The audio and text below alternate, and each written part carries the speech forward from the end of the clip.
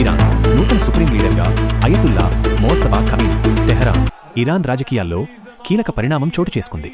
Iran మూడవ supreme లీడర్గా Ayatollah Mojtaba ఖమేనీని అయతుల్లా మోస్తబా ఖమేనీ ఎన్నుకున్నట్లు అసెంబ్లీ ఆఫ్ ఎక్స్పర్ట్స్ అధికారికంగా ప్రకటించింది. ముఖ్య అంశాలు: ఏకగ్రీవ ఎన్నిక. అసెంబ్లీ ఆఫ్ ఎక్స్పర్ట్స్ నిర్వహించిన ఓటింగ్లో మోస్తబా ఖమేనీకి భారీ మెజారిటీ లభించింది. వారసుడిగా నియామకం. తన తండ్రి దివంగత అయతుల్లా అలీ ఖమేనీ మరణం తర్వాత ఈ కీలక బాధ్యతలను మోస్తబా చేపట్టనున్నారు.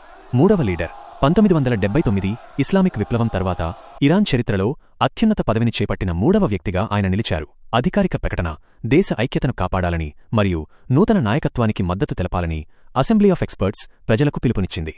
నేపథ్యం: గత కొంతకాలంగా ఇరాన్ అంతర్గత రాజకీయాల్లో మోస్తబా ఖమేనీ పేరు ప్రముఖంగా వినిపిస్తోంది.